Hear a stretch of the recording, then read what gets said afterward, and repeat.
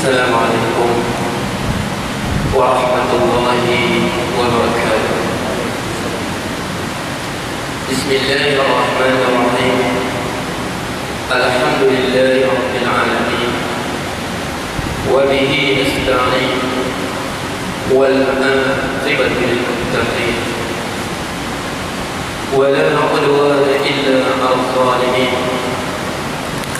اللهم صل وسلم وبارك على سيدنا وحبيبنا وشفيعنا وقرة عيننا محمد وعلى آله وصحبه وسلم. كلما ذكرك ذاكرون وغفل عن ذكر الغافلون.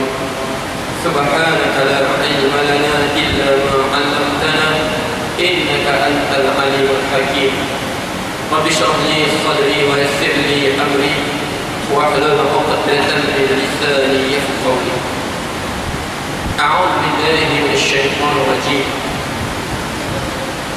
وإلى عاد أخاهم هودا قال يا قوم اعبدوا الله ما لكم من إله غيره إن أنتم إلا مفترون.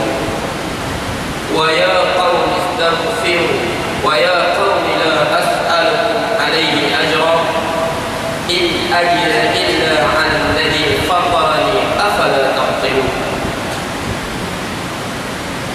وإلى عاد dan kepada kaum Ad. Kita sebut minggu lepas. Ad ini kaum Ad. Dia ada dua Ad. Ini Ad yang pertama, kaum Ad terawal. Sebab Nabi Hud alaihi salam antara Nabi yang terawal. Ada Idris, Nuh, Hud. Disebut minggu lepas. Ulama tafsir sebut mereka lah kaum yang pertama kembali berkafir kepada Allah Subhanahu wa ta'ala selepas Allah tenggelamkan semua orang kafir. Dengan apa? Dengan sebab makbulnya doa Nabi Nuh. Sebab Nabi Nuh doa dia apa? Wa qala Nuhun rabbi la tadar al-ardi minal kafirin dayyara. Maka Nuh berkata, wahai Tuhanku, jangan engkau biarkan seorang kafir pun yang engkau beri. Innaka in tadarhum yudillu ibadaka wa la yalidu illa fajiran kaffar. Ya Allah, ini doa Nabi Nuh.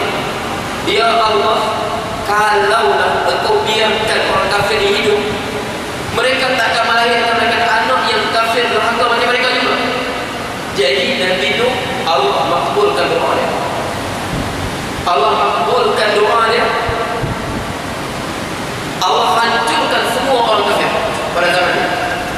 Yang tinggal orang beriman punya. Tapi Allah sebut apa? Wa ma amana ma'ahu illa qalil. Dan tidaklah beriman dengan Nuh itu mereka sedikit saja. Jadi para ulama tersebut tak sampai 100 orang yang berada orang beriman antara Nabi Nuh. Jadi selepas Nabi Nuh, anak-anaknya semua beriman. Berkembang manusia, mereka ulama sebut itulah kabilah Ad ini. Mereka lah yang kafir pertama selepas Nabi Nuh alaihi salam.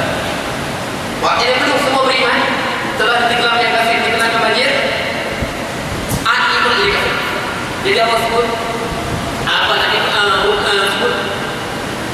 Okey. Ya qaum wa ya qaumi la as'alukum alaihi ajra. Wahai kaumku, aku bukan minta upah pada kamu pun. Sebab itu minggu lepas kita telah bahaskan, kita huraikan dengan panjang lebar apa hukum kenakan bayaran kepada mengajar Quran, mengajar ilmu agama. Kita teraskan dengan panjang lebar. Ada setengah ulama kata haram kita ambil upah daripada mengajar Quran, haram ambil upah mengajar agama, karena itu merupakan kewajipan orang yang berilmu. Allah wajib, kalau kita tak buat kita berdosa. Jadi apa yang menjadi kewajipan pada kita, haram kita mengenalkan bayaran kepada sesuatu yang menjadi apa? Kewajipan pada kita. Seperti mana menjadi kewajipan kepada kita solat 5 waktu. Haram itu kewajipan pada kita. Tapi setengah kata boleh, sebab benda memang berkewajipan. Tetapi apa? Kalau dia buat kerja itu, dia akan tinggalkan pekerjaan lain. Sebab ada orang, jadi harus dia ambil untuk kadar, untuk saran dia kehidupan. Kita sebut dalil masing-masing. Jadi kita kata macam mana kita? Istafti nafsak, kita tanya diri kita. Kita kata aku perlu ambil lah. Tapi ingatlah jangan melampau. Ini sampai bikin malu ustaz saja. Nak jemput dia ingatlah tak boleh kurang dari 1,000 tu. Bangga pun bukan untuk dipedagang-dagang kan. Nak jemput dia kena bayaran. Sebab apa? Okey, yang kita tak boleh sebut apa? Iqra'ul Quran, bacalah Quran.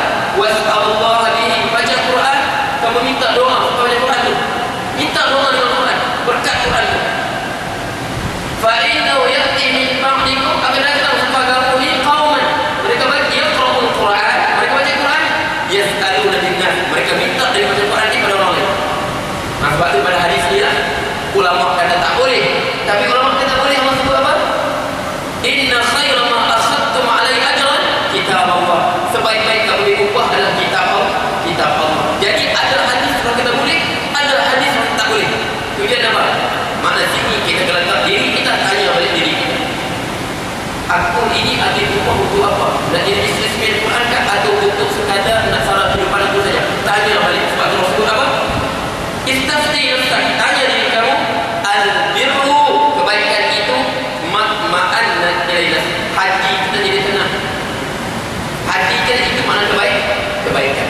Bagi kita baik. Itu minggu lepas lah. Kita bahas sudah masalah tadi. Okey. Jadi tengok Nabi pun sebut apa lagi? Wa ya qaumi istaghfiru rabbakum thumma tubu ilaihi. Wa ya qaumi, wahai kaumku. Wa ya qaumi istaghfiru rabbakum, wahai kaumku, mintalah keampunan pada Tuhanmu. Dia seru kaum dia, iaitu kaum Ad. Sebab dia juga daripada kaum Ad. Nabi Hud alaihissalam juga daripada kaum Ad. Sebab tu semua nabi-nabi ini diutuskan daripada kaum mereka sendiri. Sebab Allah sebut apa? Wa ma arsalna min rasulin illa bi lisani qaumihi liyubayyina lahum. Kami tidak utuskan seorang rasul pun melainkan dengan lidah kaumnya sendiri, daripada mereka sendiri. Untuk apa? Liyubayyina lahum, untuk mereka menerangkan. Jadi setiap nabi daripada kaum dia sendiri. Okey. Nabi Hud alaihissalam daripada kaum Ad sendiri. Okey. Tapi bedanya Rasulullah dan nabi-nabi lain. Allah sebut apa? Wa kana an-nabiyyu yub'ats fi qaumihi khassah. Nabi-nabi sebelumku ini mereka hanya diputuskan hanya untuk kaum mereka sahaja. Wa bu'ithu ila an-nasi 'amatan. Sedangkan aku ini Rasul diputuskan untuk seluruh umat manusia. Itu beza Rasulullah SAW dengan nabi-nabi yang tahu ada umur. Jadi apa? Nabi Hud kata, wa ya qaumi istaghfiru rabbakum, wahai kaumku, istaghfiru rabbakum, minta ampunlah pada Tuhanmu. Wa tubu ilaihi, baliklah pada Tuhanmu. Balik pada Allah. Minta ampun pada Allah, baliklah pada Allah. Yursilis samaa alaikum, yursilis samaa alaikum minar. Dia akan turunkan kepada kamu hujan yang mencurah-curah, rezeki akan turun mencurah-curah pada kamu. Wa yadikum quwwatan ila quwwatikum, dia akan beri kamu kekuatan, kamu kuat bagi kuat lagi. Wa yadikum quwwatan ila quwwatikum, dia tambah lagi kekuatan kamu. Sebab apa? Kaum Ad ini tersebut minggu lepas, mereka terkenal dengan kegagahan mereka. Mereka terkenal dengan sifat gagah mereka, besar tubuh badan mereka. Sebab tu dalam ayat tersebut Nabi Hud kata mereka, wa zadakum fil khalqi bastah, dia tambah kamu pada bentuk tubuh kamu ni bastah, besar. Sebab apa? Sebab tu Allah gambarkan sebab Allah hancurkan mereka sebab apa? Ka'annahum a'jadu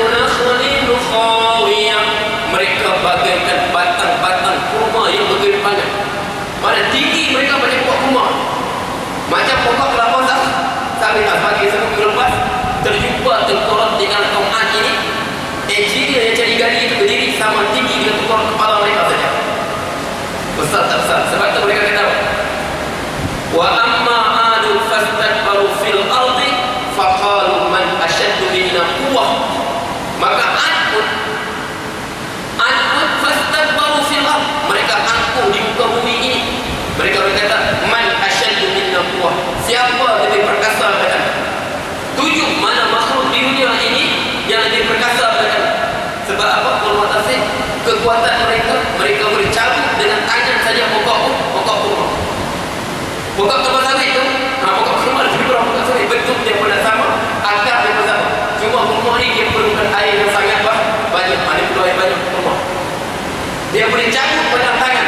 Kita kena pakai intensi, mereka boleh cabut dengan tangan.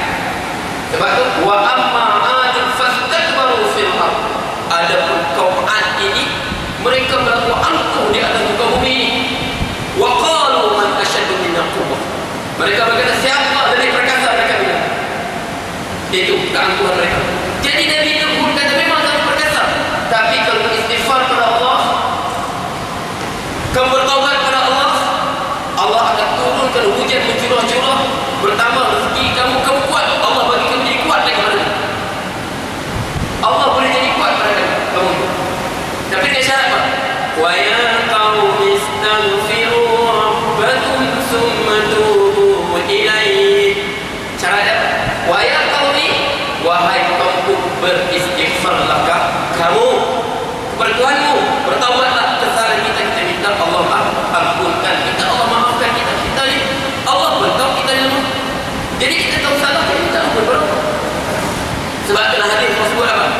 Man lazima al-istighfar ja'ala Allahu lahu min kulli hammin faraja wa min kulli dhayqin makhraja wa razaqahu min haythu lam yahtasib. Man lazima al-istighfar, sesiapa yang sentiasa melalui istighfar, astagfirullah, rasa berdosa selalu, sentiasa beristighfar. Okey, malas sangat pagi istighfar satu sekali cukup. Okey, jangan kurang daripada 70 kali. Okey, paling bagus saya sebut siapa yang sentiasa melalui istighfar. Man lazima istighfar, tengok sikit, astagfirullahalazim, astagfirullah, sikit astagfirullahalazim, sikit astagfirullahalazim. Siapa melalui istighfar, ini janji Rasulullah. Rasul tak berusaha kita. Man lazima istighfar ja'alallahu lahu min kulli hammin faraja. Allah akan bagikan, Allah akan jadikan kepadanya bagi setiap hammin, kegelisahan, kemurungan, susah hati, jalan keluar, kelaparan. Sebab apa? Sebab kita ni kadang-kadang susah hati, ada masalah kita suka berfikir macam mana saya masalah. Jadi kita ingat, kadang-kadang kita fikir bukan boleh selesai masalah. Fikir ni kita mau fikir lagi. Fikir ni dia jadi apa? Dia bagi kita berfikir, dia fikir berlari lagi berfikir lagi susah hati, lagi berfikir lagi susah hati. Kadang-kadang masalah kita ni lagi berfikir lagi susah hati, berfikir lagi susah hati. Okey, fikir tak tahu fikir. Kau tolong fikir, kau fikir, minta orang yang tolong fikir pada kita. Boleh kau tolong fikir macam mana selesai masalah aku? Minta orang yang tolong fikir lagi pada kita. Tapi kita lupa satu penawar kegelisahan kita. Apa penawar kita? Nama dia apa? Zikir. Kita terlampau berfikir sampai kita terlupa berzikir. Sebab Allah sebut, alladzina amanu wa tatma'innu qulubuhum bi dzikrillah, ala bi dzikrillah tatma'innul qulub. Alladzina amanu, semua orang beriman itu watak dan hati mereka tenang dengan zikir Allah. Ala bi dzikrillah tatma'innul qulub. Tidakkah dengan kamu berzikir Allah itu hati kau tenang? Ini janji Allah. Sebab kita, siapa ada masalah? Semua ada masalah. Orang gila saja ada masalah. Itu pada masalah juga. Pada orang lain pun ada masalah kita. Man lazima istighfar, sesiapa melalui istighfar, sikit-sikit, sesilap sikit, astagfirullah, astagfirullah, astagfirullah. astaghfirullah. Tersilap, kita silap, mengaku silap, jangan salah orang lain. Okey, man lazima istighfar, siapa melazimi istighfar, ja'alallahu lahu min kulli hammin faraj. Setiap keduka ciptaan dia, susah hati dia, ada jalan keluar kelapangan. Wa min kulli dhayqin makhraja, bagi setiap kesempitan dalam hidup ini. Setiap dia sempit apa? Aku anak ramai susah, aku sekarang tak cukup, aku kena buat banyak benda, tak cukup, aku hutang banyak semua. Macam mana ya? Wa min kulli dhayqin makhraja, dan Allah bagi jadi kena setiap apa sebab apa? Setiap semua sekali kesempitan hidup kita, sempit masalah rezeki, masalah dari kawan-kawan, masalah rumah tangga, wa min kulli dhayqin makhraja, Allah bagi jadikan setiap kesempitan kita itu makhraja, jalan ke keluar. Wa razaqahu min haitsu la yahtasib, dan Allah akan bagi rezeki padanya daripada jalan yang dia tak sangka-sangka. Allah bagi rezeki pada dia. Wa razaqahu min haitsu la yahtasib. Okey, Allah sebut balik.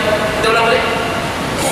Man lazima istighfar, sesiapa yang sentiasa melazimi istighfar, astaghfirullah, astaghfirullahal azim wa atubu ilaih, astaghfirullah la ilaha illa zalamtu nafsi, la ilaha illa anta subhanaka inni kuntu zalimin, la ilaha illa anta, tidak Tuhan melainkan Engkau, aku ni ya Allah Maha Suci Engkau, aku yang zalim dari diri sendiri. Man lazima istighfar, man lazima istighfar, ja'alallah min kulli dhayqin, min man lazima istighfar ja'alallahu lahu min kulli hammin faraja, dan setiap hammin keduka cita itu faraja, jalan ke keluar. Wa min kulli dhayqin, kesusahan kesempitan hidup ini makhraja, jalan ke keluar. Wa razaqahu min haitsu la yahtasib, dan Allah akan beri rezeki padanya pada arah dia tak sangka-sangka. Okey, itu Nabi Hud alaihissalam seru kaumnya. Dia seru apa? Wa ya qaumi istaghfiru rabbakum thumma tubu ilaihi. Wa ya qaum, mana wahai kaum. Sikit dia sebut masalah sini. Okey, sebab ada tersebar, sebab sampai saya mana tersebar. Ada seorang ustaz dari mana wallahu a'lam, dia bagi fatwa. Dia kata pada imam-imam daripada tahlil ni, yang kita baca apa? Kita mulakan tahlil kita ila hadratil Mustafa sallallahu alaihi wasallam syai'an min al-Fatihah. Dia kata siapa kata begitu, baca begitu, apa hukumnya? Dia kata siapa baca begitu, dia telah melakukan syirik akbar.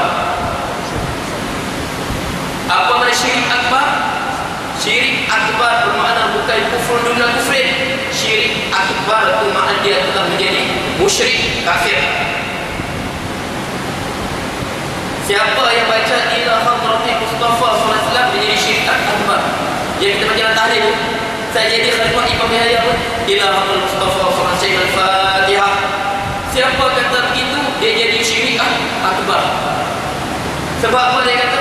Sebab seluruh Rasulullah, dia panggil Rasulullah datang. Kita kata apa? Inna lillahi wa inna ilaihi raji'un. Benarlah sabda Rasulullah sallallahu alaihi wasallam, sayakhruju fi akhir zaman qaumun hidatul asnan sufahaul ahlam yaquluna min khairil bariyah. Akan keluar pada akhir zaman satu kaum hidatul, umur mereka muda lagi, makna mereka tak belajar, baca Quran tak belajar. Sufahaul ahlam, cara mereka berfikir ni buruk sungguh. Tapi yaqra'una Quran, baca Quran baca. Wala yablughuna hanajirahum, tak sampai ke sini, tak sampai di hati. Sini pun sebut tak sampai. Yaquluna min khairil bariyah. Kalau bercakap bukan main. Mereka menggunakan sebaik-baik perkataan. Mulut mereka ini ayat Quran, ini hadis. Tetapi mereka tak faham apa maksud Quran itu, apa maksud hadis. Sebab apa?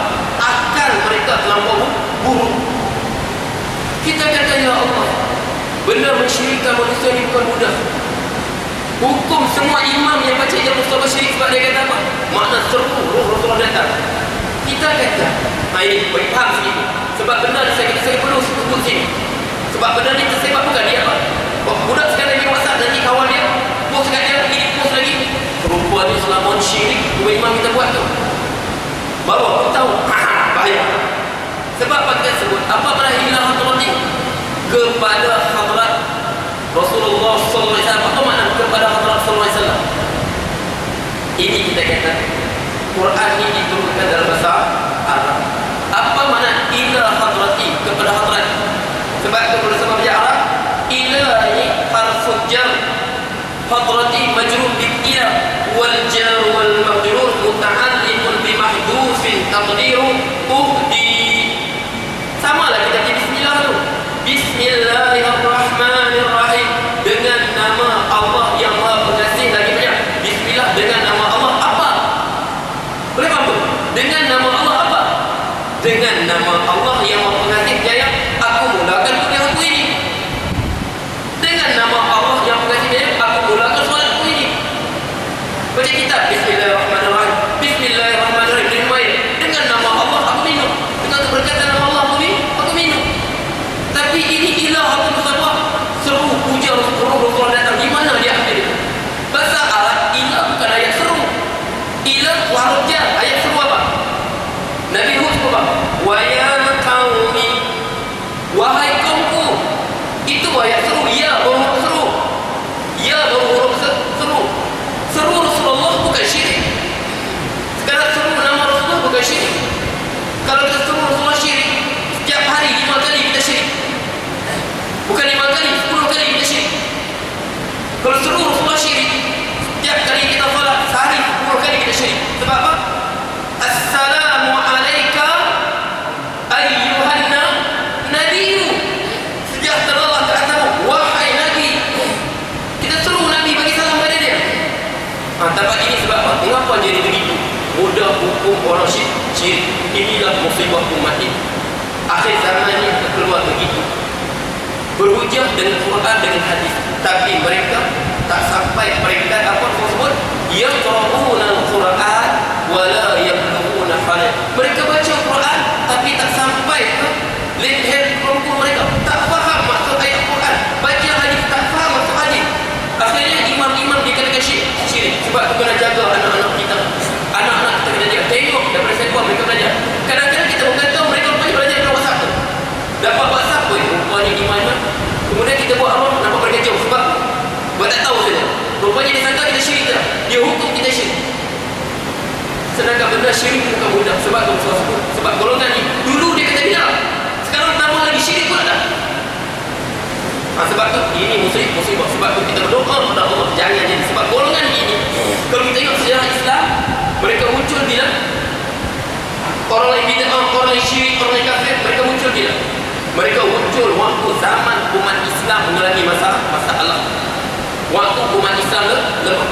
Sebab tu waktu Rasulullah sabda Rasul hadis ni, saya khuruju fi akhir zaman, akan keluar pada akhir zaman. Setengah ulama kata akhir zaman dekat kiamat. Tapi mereka ni keluar sudah pada zaman Sayyidina Ali. Setengah ulama kata ada dua takwil situ. Mana akhir zaman itu akhir zaman pemerintahan Khulafa ar-Rasyidin. Jadi waktu itu berlaku konflik dalaman masyarakat Islam. Sayyidina Ali dengan Muawiyah, Sayyidina Ali dengan Aisyah semua, waktulah mereka muncul. Golongan ini muncul apa? Waktu umat Islam. Sekarang kita tengok dalam suasana umat Islam di masalah. Di Iraq berperang sama sendiri, di Syam berperang sama sendiri, Saudi berperang Yaman, waktu dia mereka muncul. Sebab apa? Hujah mereka, orang yang terpelajar ilmu boleh terpengaruh. Ini tengok hadisnya begini. Sebab umat Islam di lemah ini, sebab mereka tak balik Al-Quran dan hadis. Mereka pegang kata-kata ulama dulu. Sekarang untuk umat Islam kuat balik, kena balik pada Al-Quran dan hadis. Memang kita balik Quran dan hadis, ulama itu semua Quran dan hadis. Tapi semua tersebut yaqra'una al-Quran, mereka baca Al-Quran, wala yablughuna hanajirahum, tapi tak